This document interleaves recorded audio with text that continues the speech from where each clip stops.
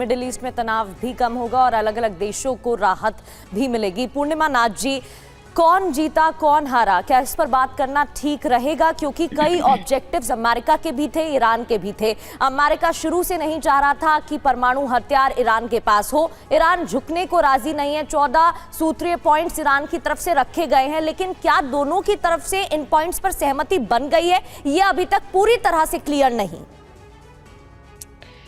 Thank you so much for having me. नमस्ते, जय हिंद। आपने क्वेश्चन पूछा कौन जीता कौन हारा।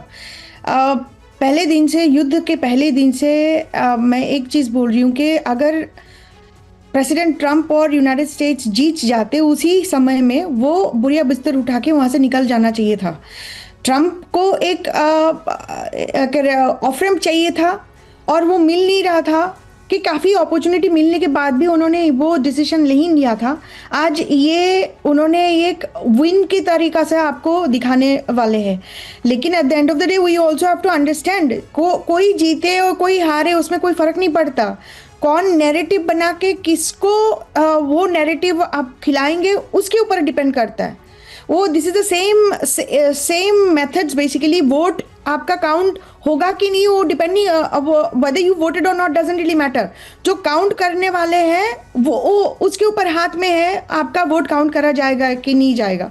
सो in this particular case Trump तो पहले दिन से कह रहे कि ही वन। तो ईरान की जो सिचुएशन है उनको तो हमेशा बोलते जा रहे कि they don't have a navy, they don't have a air force. वो तो लिटरली खत्म हो चुके हैं। तो अगर वो खत्म हो चुके हैं तो हॉर्मुज जो पहले बंद खुला हुआ था, बंद कैसे हो चुका था? सेकेंड ऑफ ऑल, अमेरिका होता कौन है मिडिल ईस्ट में जाके हॉर्मुज को बंद करने वाले? अब मुझे बताइए, यहाँ पे अगर वही बात हो चुकी है ना, American media is the highest and most and largest weapon they have. The western media nexus जो उनके पास है, वो ही बात लोगों को बताया जाएगा। अभी तो उनके पास पोजिशनल पावर भी है, तो वो उसके हिसाब से आप लिटरली ट्रूथ सोशल जो है उनका, that's not a US government official channel, लेकिन वहां से जो पोस्ट निकालते हैं उससे हेडलाइन बनती है because of his position.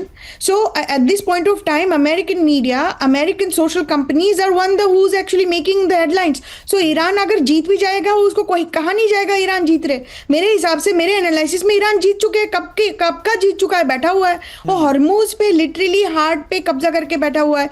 आज जो डील लगा के रखे हैं, जो डील के बारे में उथल पुथल हो रहा है दुनिया में, आप मुझे बताइए, हॉर्मुज तो पहले खुला था, अब वो बंद करके अभी खोल के अभी बोल क्रेडिट ले रहे खोलने के लिए। जो ईरान की न्यूक्लियर वेपन की बात करो तो वो तो पहले बना ही नहीं रहा था। Not a single institution in international institution confirmed it. तो एक्चुअली जीत किसका हुई है यहाँ पे? हमें अमेरिकन मीडिया और वेस्टर्न मीडिया के बारे में सोचना चाहिए। पूर्णिमा नाथ जी, पहले खुद डोनाल्ड ट्रंप ने हालात बनाए, हमला किया, और उसके बाद जिस मकसद के साथ हमला किया, क्या वो मकसद पूरा हो पाया?